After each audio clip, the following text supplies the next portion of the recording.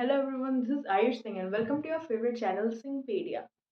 आज हम लोग पढ़ने जा रहे हैं class 7 science chapter 7 transportation in animals and plants का नेक्स्ट टॉपिक जो कि है ब्लड। हमने पिछले टॉपिक में पढ़ा था कि मतलब पिछला जो टॉपिक था हमने उसमें पढ़ा था कि ट्रांसपोर्टेशन चैप्टर में हम क्या पढ़ेंगे। मैंने आपको बताया था कि नेक्स्ट टॉपिक हमारा ब्लड होगा, वही आज हम पढ़ने वाले हैं। तो देखो, ब्लड क्या होता है? It is a red colored fluid connective tissue that flows inside the blood vessels and transport different material to where it's needed. देखो, लंबा चौड़ा डेफिनेशन है, तोड़ तोड़ के समझेंगे। पहला है हमारे पास पहला जो समझने का पॉइंट है वो ये है, red coloured fluid connective tissue. ये टिश्यू वर्ड है, उसी को डिस्क्राइब कर रही है चारों शब्द। रेड कलर्ड यानी कि रेड कलर का होता है। फ्लूइड, फ्लूइड का मतलब होता है ऐसी चीज जो फ्लो करे। कनेक्टिव यानी कि जो एक पार्ट ऑफ बॉडी को दूसरे पार्ट ऑफ बॉडी में कनेक्ट करे, ऐसा टिश्यू। टिश्यू यानी कि ग्रुप ऑफ सेल्स। ठीक है, हमने पिछले पार्ट में मैंने आपको बताया था सेल से बनता है टिश्यू, टिश्यू से ऑर्गन, ऑर्गन से ऑर्गन सिस्टम और ऑर्गन सिस्टम से ह्यूमन बॉडी। ठीक है, तो ये एक रेड कलर का फ्लूइड कनेक्टिव टिश्यू है। अब ये कहाँ पे फ्लो करता है? ब्लड वेसल्स में। ब्लड वेसल्स इसके नेक्स्ट टॉपिक ही है हमारा। ठीक है, blood vessels and transport different material to where it's needed. ये सेम हमारा किसका वो था, डेफिनेशन ट्रांसपोर्टेशन का था। बस red coloured fluid connective tissue की जगह हमने लिखा था कि it is a life process, और ये वाला नहीं लिखना था हम लोग को, that flows through the blood vessels, ये नहीं लिखना था। ठीक है, सेम हमारा ट्रांसपोर्टेशन का डेफिनेशन था, उसी में बस चेंजेस कर दो तो ब्लड का डेफिनेशन हो जाता है। अब देखो, ब्लड के कंपोनेंट्स क्या क्या होते हैं, यानी कि ब्लड किस चीज से बना है। तो सबसे पहले ब्लड लिक्विड होता है, तो लिक्विड कंपोनेंट, और इसके अंदर सॉलिड कंपोनेंट भी होता है, क्योंकि ये क्या है, टिश्यू है। टिश्यू में क्या होता है, ग्रुप ऑफ सेल्स, यानी कि सॉलिड भी होगा। तो देखो, लिक्विड कंपोनेंट फ्लो करता है हमारे ब्लड, यानी कि ज्यादा ये होगा और कम वो होगा। ये होता है liquid component 55%, solid component 45%। Liquid component को हम बोलते हैं प्लाज्मा। ठीक है, प्लाज्मा। प्लाज्मा जो है हमारा स्टेट ऑफ मैटर भी होता है। जैसे कि सन है, सन जो है ह्यूज बॉल ऑफ प्लाज्मा है। फायर है, अगर कोई पूछे आपसे कि what is the state of matter of fire, तो फायर ना सॉलिड है, ना लिक्विड है, ना गैस है, तो वो क्या है, वो प्लाज्मा है। लेकिन वो प्लाज्मा क्या है, स्टेट ऑफ मैटर। लेकिन ये प्लाज्मा क्या होता है, लिक्विड कंपोनेंट ऑफ ब्लड। ठीक है, अब देखो सॉलिड कंपोनेंट 45% होगा ब्लड में। सबसे पहले हमारे पास है सेल, और दूसरा हमारे पास सेल फ्रेगमेंट। सेल का मतलब जो बस एक सेल है, और सेल फ्रेगमेंट्स का मतलब यही टूटा है इसका एक पार्ट, और ये जो बना एक ये सेल फ्रेगमेंट हुआ इसका। ठीक है, सेल भी हमारा इसमें क्या होता है, दो होते हैं, एक होता है हमारा आरबीसी और एक होता है डब्ल्यूबीसी। और अगर हमारे सेल फ्रेगमेंट्स पे, तो वो एक ही होता है हमारे ब्लड में, जो कि है प्लेटलेट्स। ठीक है, अब देखो प्लाज्मा। प्लाज्मा क्या होता है? प्लाज्मा 90% वाटर से बना होता है। मतलब ये मान लो मैंने ब्लड का एक वेसल बनाया, इसके अंदर ब्लड फ्लो हो रहा है, इसका 55% हमने क्या रखा था, प्लाज्मा रखा था, और 45% सॉलिड कंपोनेंट रखा था हमने, ये डब्ल्यूबीसी, आरबीसी और प्लेटलेट्स। अब इस 55, अगर हम इसको अपना 100 मान ले, इसको हटा दे, अब बस इसको 100 माने, तो इसका 90%, ये पूरा ये 90% क्या हुआ, अब इसको हटा दिया हमने। ठीक है, ये 90% क्या हुआ, इसका सिर्फ वाटर हुआ। अब ये बचा हमारा 10%, ये 10% में क्या होगा, 10% में आ जाएगा इसके यूरिया, विटामिन और मिनरल्स, ये सब 10% में आ जाएगा इसके। ठीक है, प्लाज्मा क्या करता है, सबसे पहले प्लाज्मा के अंदर ही सारे ये जो सॉलिड कंपोनेंट्स है वो फ्लो करते हैं। ठीक है, ये प्लाज्मा है हमारा, ये जो है पेल येलो कलर का होता है। पेल येलो मतलब लाइट येलो, ठीक है, लाइट येलो कलर का होगा। एक और आपके वर्ड यूज कर सकते हैं आपके बुक में, स्ट्रॉ कलर। स्ट्रॉ का कलर, स्ट्रॉ बहुत कलर के आते हैं, लेकिन पहले क्या होता था कि स्ट्रॉ सिर्फ एक कलर का आता था, पेल येलो कलर का, ठीक है। तो उस कलर का होगा हमारा प्लाज्मा, ठीक है। अब देखो प्लाज्मा में क्या होगा, सारे जो भी ब्लड सेल्स है हमारे, वो इसी के अंदर क्या होंगे, एम्बेडेड होंगे, इसी के अंदर फ्लो कर रहे होंगे, ठीक है, इस तरीके से। ये बहुत सारे होंगे, ये आरबीसी, डब्ल्यूबीसी और प्लेटलेट्स, ठीक है। तो ये इसी के अंदर सब फ्लो करते हैं। तो ये काम क्या करता है कि, और इसका काम क्या है, सॉरी फंक्शन क्या है इसका, कि ये यूरिया, यूरिया जो होता है, यूरिया को ट्रांसपोर्ट करता है, विटामिन को ट्रांसपोर्ट करता है, मिनरल्स को ट्रांसपोर्ट करता है, ठीक है। मतलब जो 10% पार्ट है तो ये पूरा ही पानी, ये पेल येलो कलर का, लेकिन वो जो 10% पार्ट है वो है जो ये ट्रांसपोर्ट कर सकता है, ठीक है। ये प्लाज्मा के बारे में हुआ हमारे। अब हम इधर आते हैं आरबीसी, डब्ल्यूबीसी और प्लेटलेट्स पर, ठीक है। देखो आरबीसी, डब्ल्यूबीसी और प्लेटलेट्स। आरबीसी का क्या होता है हमारा, रेड ब्लड कॉर्प्यूसल्स, या रेड ब्लड सेल्स भी हो सकते हैं, ठीक है। रेड ब्लड सेल्स या फिर रेड ब्लड कॉर्प्यूसल्स, ठीक है। आरबीसी क्या होता है, रेड कलर का होता है। ये जो है बाई कनकेव शेप का होता है, ये डिस्क शेप का होता है, लेकिन बाई कनकेव कैसा शेप हुआ, ऐसा। जो हमारा कनकेव, हमने अभी इससे पहले टॉपिक क्या पढ़ा था, लाइट पढ़ा था ना। लाइट में हमने बताया था आपको कनकेव लेंस, उसका शेप क्या हुआ, बाई कनकेव। इस साइड से भी कनकेव सरफेस है, इस साइड से भी कनकेव सरफेस है, तो ये बाई कनकेव हुआ। और अगर इसे हम सामने से देखेंगे तो ये सर्कुलर इसका आउटलाइन है ना, तो ये हम क्या लिखेंगे कि इसका शेप है बाई कनकेव और विथ सर्कुलर आउटलाइन। अब देखो आरबीसी जो होता है उसके पास क्या नहीं होता है, न्यूक्लियस नहीं होता है, इसमें न्यूक्लियस कहीं नहीं होगा, ठीक है। उसके बाद आरबीसी को हम एक और नाम से जानते हैं जो कि है, आरबीसी को हम एक और नाम से जानते हैं जो कि है एरिथ्रोसाइट,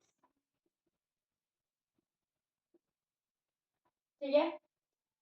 तो क्या हुआ, इसके 4 पॉइंट्स क्या हुए हमारे, आरबीसी को हम बोलते हैं रेड ब्लड कॉर्पसेल्स या एरिथ्रोसाइट्स, और इसका शेप होता है बाइकनकेव, इसका आउटलाइन होता है सर्कुलर, और इसके पास न्यूक्लियस नहीं होता है, ठीक है। अब देखो इसमें, इसके अंदर जो है एक पिगमेंट प्रेजेंट होता है जिसको हम बोलते हैं हीमोग्लोबिन। हीमो का मतलब, हीमो किससे बना है, हीम से बना है, जो कि होता है आयरन। और ग्लोबिन का मतलब क्या हुआ, ग्लोबिन का मतलब हुआ प्रोटीन। तो आयरन और प्रोटीन से मिलकर क्या बनता है हमारा, हीमोग्लोबिन। हीमोग्लोबिन जो है रेड कलर का होता है, इसलिए आरबीसी भी रेड कलर का होता है। और आरबीसी बहुत ज्यादा होता है, इसलिए वो जो पेल येलो कलर था वो रेड कलर में बदल जाता है, और हमारा खून जो है रेड होता है इसलिए, ठीक है। और ये होता है व्हाइट ब्लड सेल। ये पूरे, सॉरी पहले उससे आने से पहले ये देख लेते हैं हीमोग्लोबिन क्या होता है, ठीक है। हीमोग्लोबिन सबसे पहला मैंने आपको फंक्शन क्या बताया कि ये रेड कलर प्रोवाइड करता है ब्लड को, और दूसरा फंक्शन कि ये ऑक्सीजन और कार्बन डाइऑक्साइड को एक जगह से दूसरी जगह ट्रांसपोर्ट करता है, ठीक है। जब हीमोग्लोबिन, जहां पे भी हमें एच बी शब्द दिखे, वो वाला एच बी नहीं, वो ये ह्यूमन बॉडी बताया था मैंने, जहां पे भी एच और स्मॉल बी आपको दिखे, इसका मतलब ये क्या है, हीमोग्लोबिन है। अब जब ये ऑक्सीजन के साथ मिल जाएगा तो ये बन जाता है HBO, यानी कि ऑक्सी हीमोग्लोबिन। क्या बन जाएगा, ऑक्सी हीमोग्लोबिन।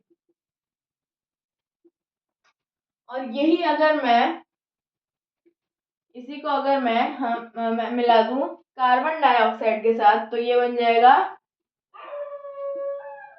कार्बमिनो हीमोग्लोबिन, ठीक है, ये बन जाएगा। तो पहला ऑक्सी हीमोग्लोबिन, दूसरा कार्बमिनो हीमोग्लोबिन, ठीक है। ये हुआ आरबीसी के बारे में। क्या क्या, red blood corpuscles, erythrocytes, shape होगा बाइकनकेव, आउटलाइन होगा सर्कुलर, न्यूक्लियस नहीं होगा, हीमोग्लोबिन प्रेजेंट होगा जो कि ऑक्सीजन और कार्बन डाइऑक्साइड को ट्रांसपोर्ट करेगा, बस, ठीक है। अगर हम बात करें अब इधर इतना प्लेटलेट्स के लिए छोड़ देते हैं हम। डब्ल्यूबीसीज की, डब्ल्यूबीसीज को हम किस नाम से जानते हैं? इसको मैं लिख नहीं रहा हूँ, रेड ब्लड कॉर्पसेल्स। तो ये क्या होगा हमारा? White blood corpuscles. ठीक है, अब देखो इसको, जैसे इसको एरिथ्रोसाइट्स बोलते हैं, इसको हम बोलते हैं ल्यूकोसाइट्स। LEUCOCYTES, leukocytes. उसके बाद न्यूक्लियस वाला पॉइंट ले लेते हैं यहाँ पे। इसके पास न्यूक्लियस होगा, इसके पास न्यूक्लियस होगा। एक मिनट, सॉरी, एक चीज मैंने आपको गलत बता दिया। आरबीसीज के पास, हाँ सॉरी, आरबीसीज के पास नहीं होगा और इसके पास न्यूक्लियस होगा। ठीक है, एक डब्ल्यूबीसी है, आरबीसी के पास सही है, नहीं होगा। डब्ल्यूबीसी के पास होगा, प्लेटलेट्स के पास भी नहीं होगा क्योंकि ये तो सेल का फ्रैगमेंट है ना। ठीक है, तो डब्ल्यूबीसी को छोड़ के किसी के पास भी हमारे पास न्यूक्लियस नहीं होगा। डब्ल्यूबीसी का कुछ काम होता है इसलिए। ठीक है, देखो न्यूक्लियस होगा इसके पास। उसके बाद इसका शेप इरेग्युलर, यानी कि ये अपना शेप चेंज कर सकता है क्योंकि इसका काम है कि ये फाइट विथ पैथोजेंस। जो हमारे, आपको बुखार हो जाता है तो आप मान लो दवाई नहीं लिया आपने, तो दवाई बिना लिए भी कुछ दिनों के बाद ठीक हो जाता है। तो वो जो है कौन काम कर रहा है ठीक करने का? डब्ल्यूबीसी काम कर रहा है हमारे ठीक करने का। ठीक है, अब कुछ डब्ल्यूबीसी जो होता है फैगोसाइटिक होता है नेचर में। फैगोसाइटिक, फैगोसाइटिक का मतलब क्या होता है? मैंने आपको पढ़ाया था न्यूट्रिशन इन एनिमल्स में कि अमीबा होता है हमारा जो, वो फैगोसाइटोसिस करता है। फैगोसाइटोसिस का मतलब क्या होता है कि वो फूड को इनगल्फ करता है। इस प्रोसेस को हम फैगोसाइटोसिस बोलते हैं।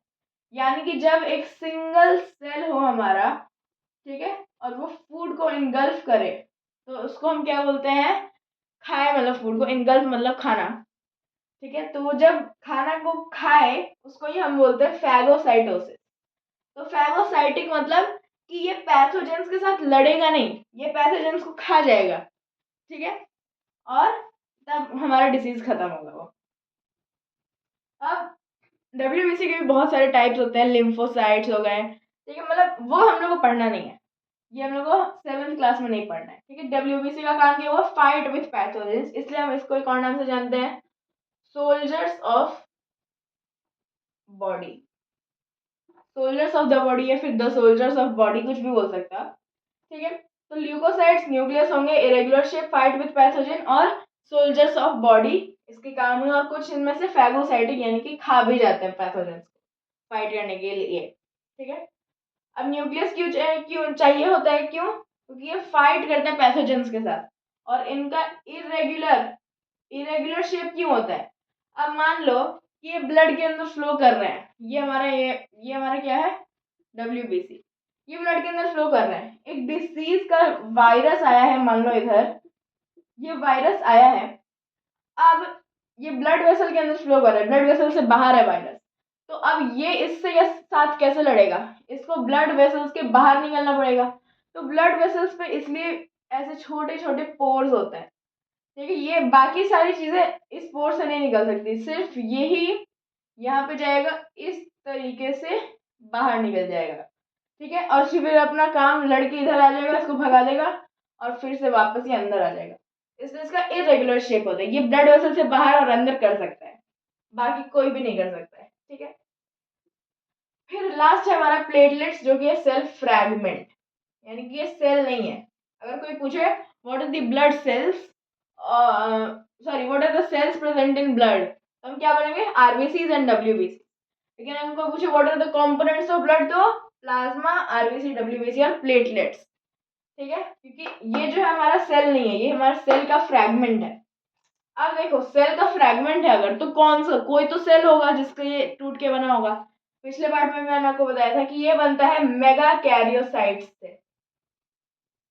मेगा कैरियोसाइट क्या है? एक सेल है, बहुत सारे सेल होते हैं, वैसे एक सेल है मेगा कैरियोसाइट। ठीक है, एक सेल है हमारा मेगा कैरियोसाइट। इसको हमने नहीं तोड़ा, ये खुद से टूट गया। और ये जो पार्ट इसका बना इस तरीके से, ये एक प्लेटलेट बन गया। इसको हम जब ड्रॉ करते हैं तो ये वायरस की तरह ड्रॉ करते हैं, ये हमारा प्लेटलेट्स है। ठीक है, मेगाकैरियोसाइट से बनता है ये। इसका काम होता है क्लॉट करना, किसको, ब्लड को, ब्लड क्लॉट करना।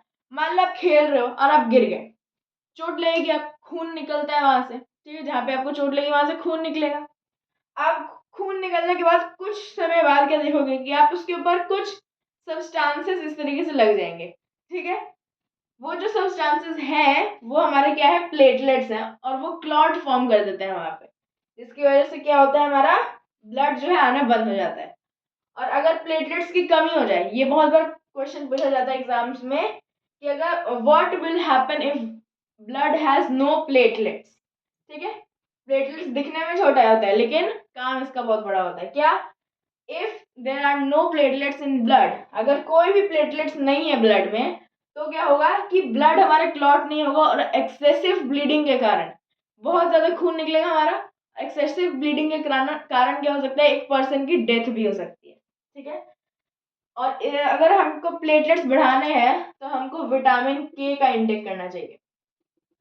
विटामिन के, इसकी कमी से हमें होता है एक बीमारी, रियम, मैंने आपको पिछले बार बताया भी था, पिछले पार्ट में। रियम, रियम से क्या होता है कि ब्लड क्लॉट होना बंद हो जाता है। वैसे एक बीमारी है डेंगी, इसमें भी क्या होता है, प्लेटलेट्स कम हो जाते हैं और ब्लड, एक बार चोट लगने के बाद ब्लड जो है बहुत ज्यादा निकलने लगता है, ठीक है। उसके बाद हाँ, और ये डेंगी जो होता है इसका बहुत सारा वो क्या होता है, कंफ्यूजन होता है लोगों को कि ये डेंगी जो होता है किसी भी प्लाज्मोडियम से नहीं होता है, ठीक है। ये जो होता है हमारे डेंगी वायरस से होता है, ठीक है। अगर आपको कोई भी बोले कि डेंगी जो है प्लाज्मोडियम से होता है, तो मेरे पास लेके आना उसको, ठीक है। डेंगी जो है वायरस से होता है, प्लाज्मोडियम से मलेरिया होता है, ठीक है। डेंग और ये इस वायरस का नाम है डेंगी वायरस, ठीक है। तो डेंगू में क्या होता है हमारे कि प्लेटलेट्स कम हो जाते हैं और एक्सेसिव ब्लीडिंग होने लगती है एक बार चोट लगने के बाद, ठीक है। ये हम लोग को याद रखना है, प्लेटलेट्स इंपॉर्टेंट टॉपिक है इसमें, क्योंकि सबको पता है कि अगर आप एग्जाम दे रहे हो तो एग्जामिनर को भी पता है कि आप प्लाज्मा पढ़ के आए होगे, आरबीसी पढ़ के आए होगे, डब्ल्यूबीसी पढ़ के आए होगे। सेल फ्रैगमेंट तो बहुत छोटा सा टॉपिक है, तो इसलिए सेल फ्रैगमेंट से ही आपको क्वेश्चन पूछे जाएंगे और फिर नंबर कट जाएंगे। तो इसलिए ये जो है प्लेटलेट्स हमारा बहुत इंपॉर्टेंट टॉपिक है। इसमें हमारे तीन, इसमें भी हमारा क्या होगा, न्यूक्लियस नहीं होगा, ये मेरे को लिखने की जरूरत नहीं थी। ये सेल का पार्ट है, मतलब एक सेल है तो उसके अंदर एक न्यूक्लियस होगा, उसका अगर टूटा तो साथ ही न्यूक्लियस थोड़ी जाएगा, बस साइटोप्लाज्म रहेगा उसके अंदर, तो इसके पास भी न्यूक्लियस नहीं होगा। तो ठीक है, आरबीसी के पास न्यूक्लियस नहीं होगा, सेल फ्रैगमेंट प्लेटलेट्स के पास भी नहीं रहेगा, बस डब्ल्यूबीसी के पास न्यूक्लियस है, ठीक है। इस तरीके से ये टॉपिक भी हमारा खत्म होता है।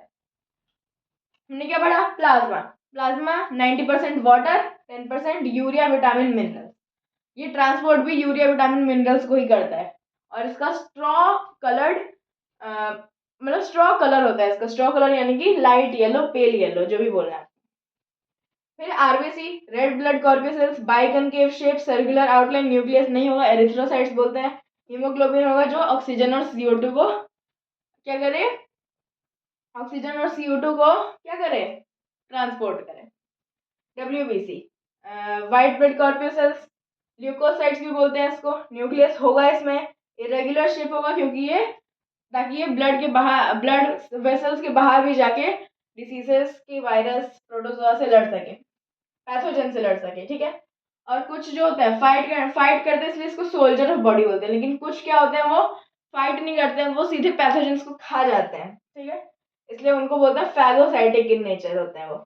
और लास्ट है हमारा प्लेटलेट्स, बनते हैं हमारे मेगा कैरियोसाइट्स सेल, एक है ये मेगा कैरियोसाइट, उससे टूटा और वो एक सेल फ्रैगमेंट बन गया, इसलिए इसके अंदर न्यूक्लियस भी नहीं होता है, ठीक है। ये ब्लड क्लॉट करने का काम करता है। और अगर प्लेटलेट्स साथ में कम है तो आप आपको क्या, किस चीज का इंटेक करना चाहिए, विटामिन के का, जिसकी कमी से होता है रियम। रियम से क्या होता है आप मेरे को कमेंट्स में बताना, ठीक है। और एक और वायरस, एक और हमारा क्या है, डिसीज है डेंगी, इसमें भी क्या होता है कि प्लेटलेट्स कम हो जाते हैं, डेंगी वायरस से होता है ना कि प्लाज्मोडियम से, ठीक है। तो आई होप कि आपको आज का टॉपिक ब्लड समझ में आ गया हो। ब्लड में हमने सारे कंपोनेंट्स भी पढ़े, ठीक है। ब्लड आपको समझ में आ गया हो। अगर आपको इससे रिलेटेड कोई भी डाउट्स है तो आप मुझे कमेंट्स में पूछ सकते हैं। Thank you very much.